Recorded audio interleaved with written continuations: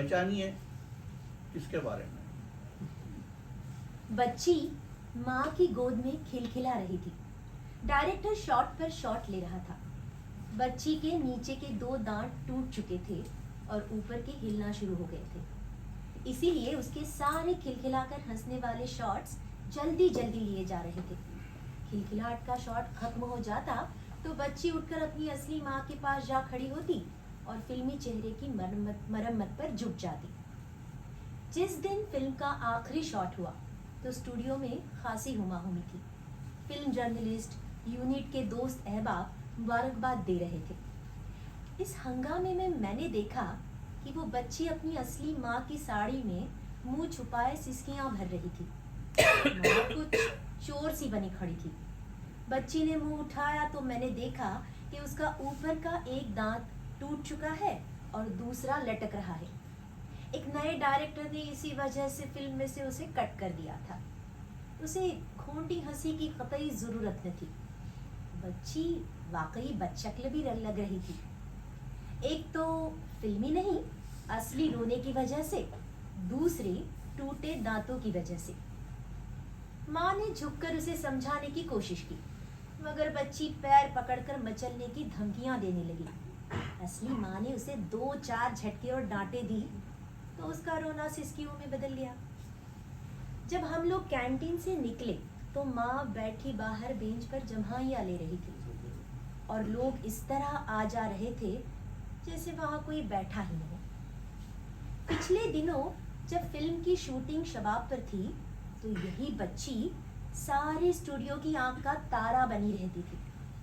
उस वक्त उसके दांत सही सालिम थे और उसकी हंसी देखकर जी खिल उठा था। दर्जन भर लड़कियों में से जिस दिन इसका इंतखाब हुआ था, यूनिट का हर आदमी उसके गिर्द परवानावार घूमता रहता था। फिल्म की कहानी कुछ ऐसी थी कि बच्ची के बगैर काम चलना मुश्किल था। वो बेहद सहमी और झेपी हुई माँ से चिपकी बैठी थी। हमारे पास आओ बेबी, बच्चा इधर आओ। हर तरफ से उसकी तरफ हाथ बढ़ रहे थे और जब वो सहमकर माँ की गोद में समाने की कोशिश करती तो उसकी माँ के चेहरे का रंग उड़ जाता और वो उसे डांटती, धकेलती और तरह तरह के बहाने करती। 2-4 दिन में ठीक हो जाएगी। बेबी, अंकल को नमस्ते करो। और उस वक्त तो माँ के हवास गुम हो गए जब डायरेक्टर और प्रोड्यूसर ने बच्ची के बारे में खुसुर पुसुर होने लगी। कैमरामैन ने भी सर हिलाकर अपनी राय दी। एक दिन फिल्म शूटिंग के दरमियान मैंने देखा कि वो बच्ची गजब का काम कर रही है। अब तो वो पहले की बच्ची ही नजर नहीं आ रही थी। एक नई रूह उसमें समा गई थी। वो एक गोद से दूसरी गोद में पहुंचाई जा रही थी। उसका हुक्म खुदा के हुक्म की तरह चल रहा था। उसकी फिल्मी माँ तो उस पर ऐसी सत्केवारी हो रही थी कि यकीन नहीं आता था कि वो उसकी असली माँ नहीं है। सारा स्टूडियो उसके इशारे पे नाच रहा था। उसकी असली माँ बेबी बेबी करके आया की तरह उसके चारों तरफ घूम रही थी। ये कॉन्ट्रैक्ट तो उसने करीब करीब मुफ्त ही किया था, मगर और कितने ही मामले तय हो गए थे। बच्ची दिन रात शूटिंग में जुटी रहती। कोई फिल्म मैगजीन न था जो इस मुअज्जा बच्ची की तस्वीर से खाली हो। वो अपनी हर फिल्मी माँ से ऐसी चिमटती कि छुड़ाना मुश्किल हो जाता। उसके बॉयफ्रेंड या शौहर से तो उसको खुदाई बैर हो जाता, पास न भटकने देती। वो घूसे और लाते जड़ती कि बेचारा इश्क से तौबा बोल जाता। सबको सब कुछ झेलना पड़ता। फिल्मी माँ उसके नखरे उठाती। असली माँ से तो बच्ची को जैसे चिढ़ हो जाती। जब शूटिंग खत्म हो जाती तो फिल्मी माँ उसे निहायत रुखाई से टरखा देती और अपने आशिक के साथ चल देती। उस वक्त वो बेबसी से अपनी असली माँ की साड़ी में मुंह छुपाकर सिसकियां भरती। और वही माँ जो हर फिल्म की मुहूर्त पर उसकी पूजा करती थी। आखिरी शॉट के बाद 2 धोखे लगा के उसका दिमाग दुरुस्त कर देती, मगर इन कमबख्त दांतों ने टूटकर तो लुटिया ही डुबो दी। कई साल के लिए उसका मार्केट खत्म हो रहा था। निगोड़ी का चौखटा ही ऐसा था कि सबसे पहले दांतों पर नजर जाती थी। एक दिन रंजीत स्टूडियो में शूटिंग हो रही थी। सेट का आखिरी शॉट था, उसके बाद किसी और का सेट लगना था। अजीब सा शॉट था। एक टूटी फूटी झोपड़ी में एक झलंगे से पलंग पर एक बच्ची की लाश पड़ी थी। माँ बैन कर रही थी। 3-4 शॉट लिए थे। माँ ने बीच में कई बार मेकअप किया, कई बार ग्लिसरीन के आंसू डाले गए, मगर बच्ची वैसे ही साकित पड़ी रही जैसे वो सचमुच की लाश हो। किसी ने मुझे बताया कि ये वही बच्ची है जो कभी फिल्मी दुनिया में तहलका मचाकर गायब हो गई थी। अब कोई 12-13 बरस की होगी। इसका मतलब ये था कि वो बच्ची 6 साल तक मार्केट से गायब रही। आमतौर पर हीरोइन की फिल्मी जिंदगी 15 साल से ज्यादा नहीं होती। 16-17 की उम्र में दाखिल होती है, 2-4 साल धक्के खाती है, फिर मौका पाती है और हंगामा बन जाती है। 8-10 साल तमाशबीनों के होशो हवास पर उछलती कूदती है, हर एक पर धौंस जमाती है, खूब मनमानी करती है। ये उसकी बहार के दिन होते हैं। जब बेहद फूल जाती है तो फिल्म फ्लॉप और प्रोड्यूसर हलाक होने लगते हैं। उस पर चर्बी चढ़ती है, इधर आमदनी सूखने लगती है। होश आ जाता है तो डाइटिंग कर करा के थोड़े दिन खिसकती है और फिर बौखला कर किसी औंगे बौंगे से शादी कर बैठती है। या हिम्मत वाली हुई तो भाभी और फिर माँ के रोल करने लगती है।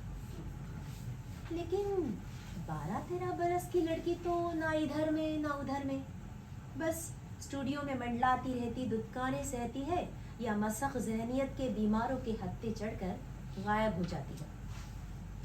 बच्ची की असली माँ भी बाहर बेंच पर बैठी हर आने जाने वाले को सलाम कर रही थी। उसके चेहरे पर गुजरे हुए बेकारी के बरसों के नक्श खुदे हुए थे। आखिरी शॉट भी ले लिया गया। लाइट्स ऑफ कर दी गई, लोग सरकने लगे। किसी ने लाश को उठाने की न जरूरत समझी न ख्याल आया। शायद सो गई थी। सेट उखड़ना शुरू हो गया। जब सामान उठने लगा तब भी लाश ज्यों की त्यों पड़ी थी। उठ बाबा, सेट चालू करने का है। किसी ने उसे हिलाया जुलाया, फिर घबराकर औरों को आवाज दी। बच्ची मरी नहीं थी, सिर्फ बेहोश हो गई थी। खुदा जाने कब बेहोश हुई। एकदम भगदड़ मच गई। उसकी असली माँ भी सहमी हुई आई। थोड़ी सी खुसुर पुसुर के बाद पता चला कि हफ्तों से आधे फाकों पर चल रही थी। पिछले 2-3 हफ्तों से माँ बेटियां सेट पर मिलने वाली चाय की प्यालियों पर पल रही थी। कुछ एडवांस मिला था, वो आने जाने खाने पीने में खत्म हो गया। रोजाना के हिसाब किताब के लिए प्रोड्यूसर के हर चमचे को मस्का लगाया, मगर काम नहीं बना। बच्ची चाय की गर्म प्याली पीकर बेंच पर जा बैठी थी। बच्चे बड़े सख्त जान होते हैं। लोग उन्हें फूलों से तशबीह देते हैं, मगर वो कांटों से भी ज्यादा ढीठ होते हैं। दूसरा बिस्किट खाकर वो हंस पड़ी और ऐसा मालूम हुआ कि मोतियों की लड़ियां झिलमिला उठी है। उसके चेहरे पर सबसे हसीन चीज उसके दांत ही थे। मैंने उसका नाम शायद किसी ने बताया भी हो तो याद नहीं रखा, लेकिन जल्द ही वो तमाम बिजली की तरह चमका और कहकशा बन गया। खाट पर पड़ी हुई लाश के वाकये के तकरीबन 5 साल बाद जब मैंने चंदा को उसकी जवानी की पहली फिल्म की मुहूर्त पर देखा, तो मुझे ईमान लाना पड़ा कि हुस्न और जवानी का संगम कयामत से कम नहीं होता। वो मिस्री लिबास पहने छम से जो मेकअप रूम से निकली तो फिल्म इंडस्ट्री के जितने छोटे बड़े सूरमा थे चित हो गए। कदम तौल तौल कर रखती हुई वो सबको और किसी को ना देखती हुई सेट तक आई और मोतियों की झाड़ छोड़ दी। उसकी माँ उसे ठहोके दे देकर बड़ी बड़ी हस्तियों को सलाम करने लगी। लोग आज उससे ज्यादा उसकी माँ पर कुर्बान हो रहे थे, कम से कम जाहिर तो यही कर रहे थे। कोई उसे क्वालिटी से भुने हुए मुर्ग मंगा रहा था, कोई लस्सी के गिलास में उसे डुबोने पर तुला हुआ था। वो भी शायद इसी दिन के लिए उधार खाए बैठी थी, चौमुखे हाथ मार रही थी। देखते ही देखते 1.5 कमरे के फ्लैट से आलीशान बंगले में आ गई और गजों लंबी गाड़ी में दौड़ने लगी। मगर जल्दी ही मुसीबत आ गई। जिन्होंने उसे फिल्म में लिया था बैठे सर पीट रहे थे। लव सीन जो फिल्म का सब कुछ होते हैं, चंदा के बस के नहीं थे। उसके मुकाबिल सभी हीरो उसके माँ बाप की उम्रों के बाल बच्चों वाले थे, जिन्हें जब वो बेबी थी तो डैडी और पिताजी कह चुकी थी। उन्हें एकदम से सैया और बलमा कहते हुए उसकी जबान लड़खड़ा जाती, गले में डाली हुई बाहें सलाखें बन जाती, आंखों में आंखें डालकर देखने के बजाय भैंगी होकर बिसूरने लगती और सीन का पटरा हो जाता। उसकी माँ के मुंह में भुने हुए मुर्ग भूसा बनने लगे और लस्सी से गले में अच्छू पड़ गए। ये उसकी झिझक तो हिलते दांतों से भी ज्यादा खौफनाक साबित हुई। कौन जाने आसमान में जगमगाने वाले सितारों के कलेजे में कैसे कैसे आतिशफिशा छुपे दहकते रहती। उनमें हंसने, इठलाने, औरों को लुभाने वाली हीरोइनों में कितनी है जो कभी जी से कहकहा लगाकर हंसती हैं। फिर पता नहीं क्या हुआ कि चंदा की जवानी की पहली फिल्म के हीरो से उसका रोमांस चल पड़ा। कुछ ऐसा वैसा नहीं चला, बस मुंहजोर घोड़े की तरह जकंदे भरने लगा। चंदा जो बिलबिला के उससे चिपकी तो लेस हो गई। हीरो को जान छुड़ाना दूभर हो गया। वो गरीब घर गृहस्थी वाला था। बेटी पड़ोस के लौंडे से आंखें लड़ा रही थी। लड़के चंदा और दूसरी हीरोइनों को देखकर दुलत्तियां झाड़ने लगे थे। आशिक तो वो भी उस पर जी भर के हो चुका था, लेकिन उसका सारा ब्लैक का पैसा बीवी के जेवरों की सूरत में बैंक के लॉकरों में बंद था, जिनकी कुंजियां वो कमबख्त पैके में रखती थी। चंदा अपनी पहली फिल्मी माँ की बेरुखी पर तो क्या रोई थी, जो आशिकी तोता चश्मी पर तबाह बर्बाद होती। हफ्तों डायरेक्टर मजबूरन सैड सीन ही फिल्माते रहे।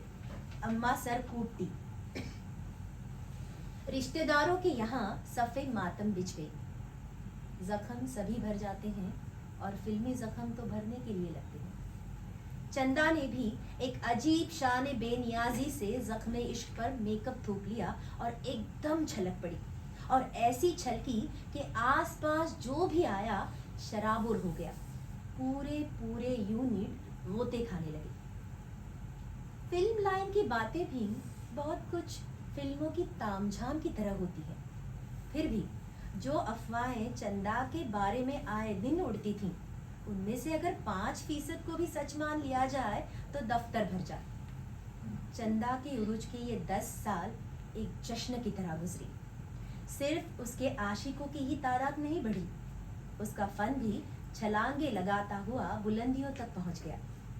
वो खुश थी, उसकी अम्मा की बाँछें खिल जाती थीं, उसके प्रोड्यूसर मालामाल हो गए और उसके आशिक निहाल। उनमें आपस में कतई रश्को हसद नहीं था। सब अपनी अपनी जगह खुश, आपस में बजाय रकीब के यारगार बन गए, जैसे वो बहती गंगा थी जिसमें जिसका जी चाहे शौक से डुबकी लगाए, किसी की हक तलफी ना होगी। चंदा ने बाकायदा किसी स्कूल कॉलेज में तालीम नहीं पाई थी, लेकिन वो इंतहाई ज़हीन थी और फिल्म लाइन में उसे इतने तजुर्बे हुए थे कि बाहर की जिंदगी में पूरी उम्र भी न हो। उसने जिंदगी के मकतब में तालीम हासिल की थी। उसे एकदम अपनी जिंदगी के खोखलेपन पर गुस्सा आने लगा। उसकी हैसियत एक सराय जैसी है।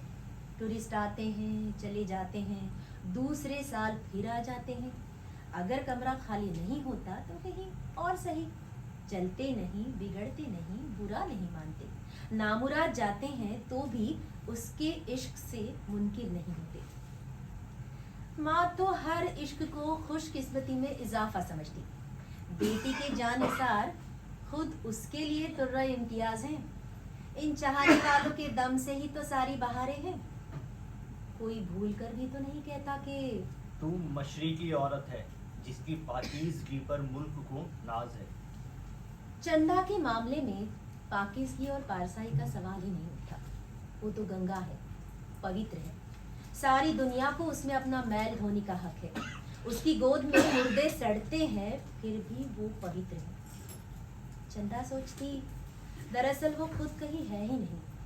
वो मंचलों की महबूबा है, रुपये कमाने का नुस्खा है। अपने उन किरदारों से हटकर जो उसने फिल्मों में अदा किए हैं, वो खुद एक इंसान की हैसियत से आलमे वजूद में है ही नहीं। वो एक हस्ती है, माँ है, बीवी है, बेस्या है, रक्कासा है, बस फिल्मों में। उनसे बाहर कुछ नहीं, किसी की नहीं। चंदा ने नए दांत निकाले, नए मोतियों की लड़ियां झिलमिलाई। किसी एक का बन जाने की ख्वाहिश इतनी कि दम घुटने लगा। किसी एक शख्स की महबूबा, उसकी दुल्हन, उसके बच्चों की माँ, उसके रिश्तेदारों की बहू, कैसी जानलेवा आरज़ू थी। उसने फिल्मी रंग नहीं, सच्ची मेहंदी रचाई। क्लिप की मदद से नहीं, नाक में सुराख करके नथ पहनी, घूंघट काट कर असली फूलों के सेज पर बैठ गई और शहनाइयों की आवाज का इंतजार करने लगी। शहनाइयां तो ना बजी, लेकिन घंटी बजी। दरवाजा खुला। जमाल साहब उसे देखकर सन्नाटे में रह गए। जबान से बस इतना निकला, इतनी रात गए? हाँ ये काम था तो मुझसे कहलवा दिया होता, मैं आ जाता। हाँ, बहुत जरूरी काम है। क्या? यहाँ रहना है। क्या मतलब? इतनी किताबें पढ़ने के बाद अब मतलब भी मुझे समझाना होगा। मैं सब कुछ छोड़ कर आई। मगर आप कहीं तो चली जाओ। कहाँ? क्या पता, ये तो वहाँ पहुँचकर ही बता सकूंगी कि कहाँ पहुँची हूँ। ये कौन सी फिल्म का डायलॉग है? वो जो आपके साथ मिलकर बनाने का इरादा था, मगर ऐसा लगता है शायद करना पड़ेगी। खासी जबान ना होती जा रही हो। बड़े बड़े अदीबों और शायरों से फिल्मी दुनिया में वास्ता पड़ता है। आज बोलने लगी, कल लिखने भी लगोगी। छोड़िए इन बातों को, ये बताइए जाऊं या रहूं? रहो। सुबह को जमाल ने तमाम फिल्मी अखबारों और जर्नलिस्टों तक खबर फैला दी कि चंदा अपनी माँ को छोड़कर चली गई है और रात ही को जमाल साहब से निकाह पढ़वा लिया है। फिल्म इंडस्ट्री में यह खबर एक शताबे की तरह छूटी और हर जगह मौजूए गुफ्तगू बन गई। उसके किसी भी आशिक को यकीन नहीं आ रहा था कि वो उसे दगा देकर चली गई है। हर एक यही समझ रहा था कि वो उसकी है और कयामत तक उसकी रहेगी। भला वो उसे कैसे भूल सकती है? किसी के समझ में नहीं आ रहा था कि जमाल साहब ने ऐसा कौन सा सवाब का काम किया था कि चांद उनकी गोदी ही में आ जाएगा। वो तो उसके आशिकों में भी नहीं थे। हाँ, मद्दाओं की फहरिस्त में जरूर आते थे, मगर दम मारने की गुंजाइश न थी। इंडस्ट्री की चोटी के हीरोइन से कौन बिगाड़ करे? वो लोग जो पहले चंदा की माँ की गुरविदा थे, अब जमाल साहब पर जान छिड़कने लगे। लोग थैलियां भर भर के दौड़े कि उनके साझे में फिल्म बनाए। दावतों और हंगामों में चंदा ने ये सोचा भी नहीं कि वो रात को निकाह होने की जो खबर थी वो हर्फ बहर्फ सही नहीं थी। मगर न किसी सबूत के लिए निकाहनामा मांगा, न उसकी कुछ अहमियत महसूस की। चंदा की हर जुम्बिश से दौलत की बारिश होती थी। जमाल साहब को क्या जरूरत थी कि किसी के साथ साझे की इल्लत पालते। फिर एक रोज चंदा ने इठला कर कहा, मैं अब फिल्मों में काम नहीं करूंगी। जिन फिल्मों के कॉन्ट्रैक्ट हो चुके हैं उनमें तो काम करना ही पड़ेगा। नहीं, उनका एडवांस लौटा दीजिए। लोगों का जो नुकसान हुआ है वो भर का किस्सा खत्म कीजिए। चंदा ने पैसों को कभी खुद हाथों से नहीं छुआ था। पहले मुफलिसी की वजह से, फिर दौलत इतनी बरसी कि उसके हाथ में वो दम था ही नहीं जो वो संभाल पाती। माँ हिसाब किताब रखती थी या उनके सेक्रेटरी। चंदा तो बस यही कह देना जानती थी, शैम्पू मंगवा दो, नारियल का पानी मंगवा दो। बाकी माँ खुद ही देख लेती थी। मगर जब यूं ही सादगी से उसने इंडस्ट्री का एडवांस और जुर्माना चुकाने का हुक्म दिया, जमाल साहब बगले झांकने लगे। मर जाएंगे प्रोड्यूसर चंदा जानी। चंदा पिघल गई।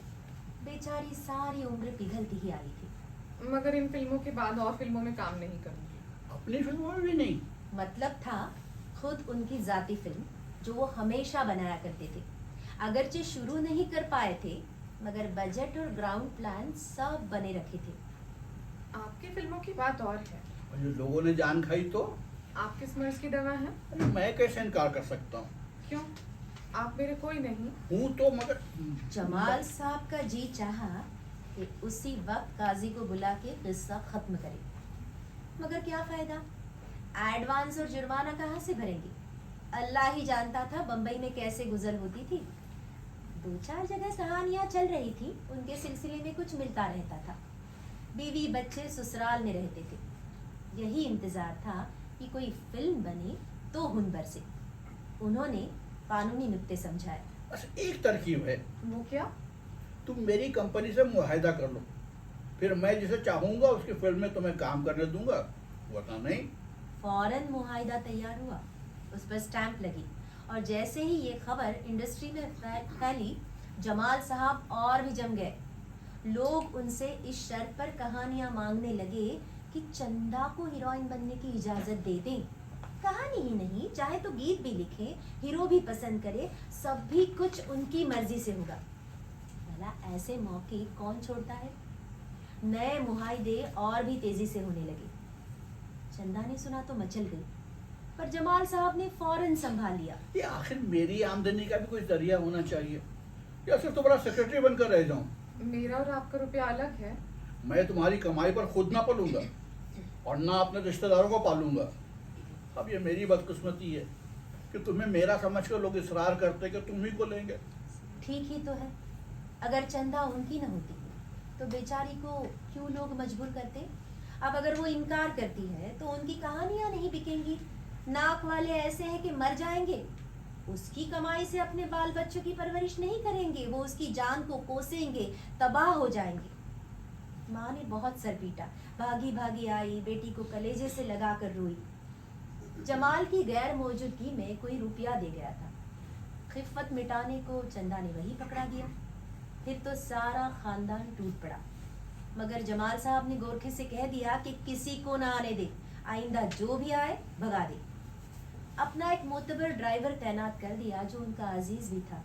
एक आया मुकर्रर कर दी गई जो हर दम साथ लगी रहती। बहुत जल्द चंदा को महसूस हुआ कि कुछ नहीं बदला। वो एक पिंजरे से दूसरे पिंजरे में आ गई है। वो किसी एक का होने का अरमान भी नाक के रास्ते निकल गया। जिनको छोड़कर भागी थी सिवा माँ की, बाकी सब वही आ गए, बल्कि और 2 कदम आगे बढ़ गए। उकता कर उसने फिर अपने काम में दिलचस्पी लेना शुरू कर दी। रोज नए किरदार में खो जाने से कुछ तो अपने वजूद से रिहाई मिल जाती थी, कुछ अकेलापन मिट जाता था। फिल्मी ही सही, इसमें बहुत से रिश्तेदार कभी कभी बिल्कुल हकीकी लगने लगते, जैसे वाकई वो अपने हों। वहाँ ससुराल भी थी, मैका भी था, देवर जेठ नंदे भी थी। कभी नन्हे से लाल को लोरी भी सुनाने का मौका मिल जाता था। कभी सब कुछ खत्म करके नई पिक्चर में ऐसा दिलबाज आशिक मिल जाता कि उसकी असलियत पर शक करना गुनाह महसूस होता। ऐसा इश्क जो असली आशिक या शौहर कर लेता है, छेड़छाड़ कर लेता है, हंसाता या रुलाता है। सब पर तो नहीं, मगर चंदा पर तो इसका वाकई दिल आ जाता।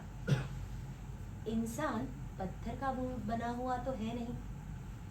कभी उनके हाथों और जिस्म की गर्मी में असलियत सी आ जाती, दोनों के कदम डगमगाने लगते। दिन रात की शूटिंग की मसरूफियत से कभी मौका हाथ लग जाता तो कदम डगमगा भी जाते। बगैर किसी पूछ-बूछ और एहसास पशेमानी के जिंदगी के चंद लम्हे जगमगा भी उठते। इंसान को एक तंग कोठरी में भी कैद कर दिया जाए तो तखय्युल के पर नहीं कटते। वो जिंदा रहने का कोई न कोई सहारा ढूंढ लाते हैं, दीवारों पर नक्शो निगार बनाकर ही जी बहला लेते हैं। फिर शूटिंग में हेवले नहीं, जिंदा इंसान होते हैं। उन्हें छूना, महसूस करना, देखना कितना दिलचस्प और हसीन सहारा बन जाता है। इस अरसे में जमाल साहब ने अपनी फिल्म शुरू कर दी। कहानी में जो इश्क का जाविया था वो चंदा के दिल को बरमा गया। उसने बिल्कुल उसी किरदार में समाकर एक अनजानी मंजिल की तलाश शुरू कर दी। हीरो के साथ 2-4 सीन हुए थे कि जमाल साहब का खून खौलने लगा। उन्होंने फौरन जोड़ तोड़ करके उस हीरो को पिक्चर में से काटा और एक दूसरा हीरो लिया।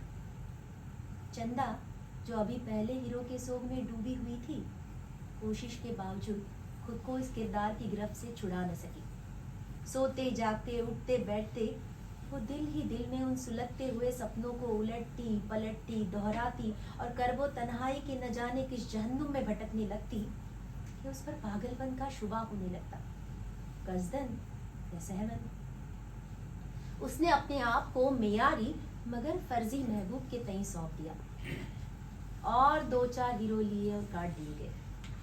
चंदा को इतनी महारत हो गई कि वो सीन को भूलकर जो भी जी में आता बकने लगी। जमाल साहब जानते थे कि उसके बगैर फिल्म नहीं बन सकती, अब उसके साथ भी बनने के लाले पड़ गए। वो ये भी जानते थे कि पीने की लत भी चंदा को एक फिल्म का किरदार करते वक्त पड़ी थी।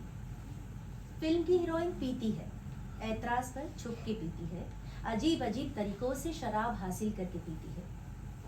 इतना दिलचस्प किरदार उसे ऐसा भाया कि वो तजुर्बे के तौर पर वाकई पीने लगी, और फिर वो किरदार उस पर आसिफ की तरह सवार हो गया। उसने भी वही तरीके इस्तेमाल करके उसी तरह पीना शुरू कर दिया कि पहले तो जमाल साहब को शुबा भी न हुआ।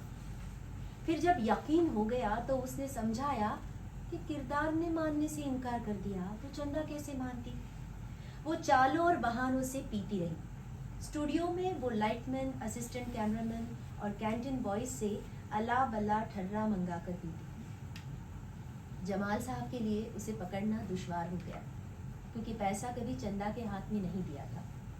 अब तो और भी पाबंदियां लगा दी। छोटे बिलों की अदायगी से भी इनकार कर दिया तो चंदा ने अपने जेवरों पर हाथ साफ करना शुरू किया। फिल्म की हीरोइन ने भी तो यही किया था। बिलों की अदायगी के लिए वो भी नए नए तरीके ईजाद करने लगी। फिर जब एक नया हीरो लिया गया तो उसे चंदा ने अपना राजदार बना लिया। अब 1 से 2 हो गए। शराब हासिल करने की और सहूलतें पैदा हो गई। दोनों छुपकर पीते और सेट पर सीन करते वक्त खूब हंगामे बरपा करते। ऐसे हसीन हंगामे कि आज तक किसी ने उन्हें फिल्माने की जुर्रत नहीं की। फिल्म इंडस्ट्री में किसी बात का ठिकाना नहीं, मगर फिल्म लाइन की कुछ मसलतें भी हैं। एक यही कि चढ़ते सूरज की हमेशा परस्तिश करो, चाहे वो टीन का बना हुआ हो। उभरते और हर दिल अजीज फिल्म स्टार को खुदा समझो। अगर उसे ऐब जाहिर करने से घाटे का अंदेशा है तो उन पर पर्दा डालो। यही वजह है कि चंदा की बहुत सी बातें जबानों से आगे न जाती, अपने घरों ही में रहती। पब्लिक को उनका पता न चलता, ना अखबारों में छपती। चंदा की ये हालत हो गई थी कि उसे जमाल साहब से ऐसी ही नफरत हो गई जैसे अपनी असली माँ से थी। नए हीरो के वजूद में उसे पनाह नजर आई और वो उसके आगोश में छुप गई। फौरन हीरो की फिल्मी कीमत बढ़ने लगी। देखते देखते ठोकरे खाता हीरो फिल्मी दुनिया में सूरज की तरह जगमगाने लगा, और चंदा तो सब कुछ भूल कर बस एक जगह ठहर गई। गंगा अगर बहते हुए एक जगह ठहर जाए तो क्या होगा? चंदा अपने सारे कूड़े करकट, जिंदा और मुर्दा लाशों के साथ हीरो के आगोश में फट पड़ी। वो एक नहीं थी जिसे एक मामूली सा इंसान भुगत लेता। उसके वजूद में वो तमाम हीरोइनें सिमट आई थीं जिन्हें वो पर्दे सीमी पर पेश कर चुकी थी। इस बार तो जमाल साहब के हाथों से भी लगामें छूटने लगी। चंदा के रंग ढंग देखकर उसके बीसियों हमदर्द और सलाहकार दौड़ पड़े। पतंग कट गई। उसे हवा के दोष पर लहराते देखकर बांस और गिल्लियां लपकने लगी। हीरो अब इतना कामयाब हो चुका था कि चंदा का वजूद उसे बेसुध और फुजुल नजर आने लगा। चूजा जिस अंडे से निकलता है उसे जल्द से जल्द झटक कर दूर खड़ा हो जाता है। चंदा ने जो ये बेरुखी देखी तो अपनी सारी खुददारी, सारा गुरूर उसके कदमों में डाल दिया। मगर शरीफ और घर गृहस्थी वाला हीरो बड़े वकार से उसे रौंदता हुआ बुलंदियों की तरफ बढ़ गया। टूटी फूटी नींद दीवानी चंदा ने चारों तरफ किनारा थामने के लिए हाथ पांव मारने शुरू किए। अभी उसके पास कई जबरदस्त कॉन्ट्रैक्ट्स थे। लाखों जमाल साहब की तिजोरी में छोड़ने के बाद भी सोने की कान में बहुत कुछ बाकी था। उसे लोगों ने हाथों हाथ लिया, जो कुछ उसमें से निचोड़ा जा सके निचोड़ा और आगे सरका दिया। चंदा देखने में बड़ी भरपूर नजर आती थी, मगर अंदर से तमाम अंजर पंजर ढीले थे। बचपन की नाकाफी खुराक ने दिल, जिगर, मेदे और आंतों को कमजोर बना दिया था। जवानी और मुरगन खुराक ने बस ऊपरी टीम टांग कर दी थी। इस पर जब उल्टी सीधी शराब का हमला हुआ तो वो रेत के महल की तरह ढह गई। थोड़े दिन पहले उसे एक फिल्मी मजमे में देखा। जब वो आई तो हॉल तालियों से गूंज उठा। उसने चारों तरफ देखा और मुस्कुराई, पर अगले ही लम्हे उसका दिल बुझ गया। उसने ताड़ लिया कि वो तालियां मजमे ने उसके लिए नहीं बल्कि एक नए सितारे के लिए बेताब होकर बजाई थी। वो नौखेज उभरती हुई कत्ताल आलम बेनियाजी से मुस्कुराती, बिजलियां गिराती, परिस्तारों के सिजदों पर कदम रखती चली आ रही थी। चंदा के गिर्द कुछ पुराने आशिक, नाकाम प्रोड्यूसर और नए सरकारी ओहदेदार मंडला रहे थे। चोरी चोरी वो नई फिल्म स्टार को भी आंखों में तौल रहे थे। चंदा ने निहायत झिलमिलाती हुई साड़ी पहन रखी थी। गला और कान भारी जेवरों से आरास्ता थे। हद से ज्यादा मेकअप थोपा हुआ था। मसनूई जोड़ा असली बालों से मेल नहीं खा रहा था। धसे हुए सीने के नीचे फूला हुआ पेट देखकर ऐसा लगता था गोया 6 महीने का हमल हो। सांस फेफड़ों में जाकर तेजी से लौट आती थी, जैसे वहां सांस का भी दम घुट रहा हो। लीपे पूते जाहिर को देखकर घिसे हुए बातिन का अंदाजा लगाना मुश्किल न था। थकी हारी टूटी हुई गुड़िया की तरह वो हाँप रही थी। चंदा की मौत की खबर सुनकर हजारों का मजमा उसके घर पर जमा हो गया था। फिल्म खत्म हो चुकी थी। आखिरी क्लोजअप लिए जा चुके थे। उसके अजीज जल्द ही नकदी और जेवर पार लगा रहे थे। जमाल साहब गमो अंधों की तस्वीर बने दी एंड की तैयारियां कर रहे थे। उनका पब्लिसिटी मैनेजर बड़ी चाबुक दस्ती से उनके मौसर पोज दे रहा था और चंदा के चेहरे पर गुजरी हुई जिंदगी की सारी महरूमियां, तमाम तन्हाइयां, मलामतें और रुसवाइयां फिटकार बनकर बरस रही थी। जिंदगी जिंदगी तूने तो कीमत न लगाई अपनी, जिंदगी तूने तो कीमत न लगाई अपनी, मौत आएगी तो कर जाएगी महंगा हमको। ये तो अफसाना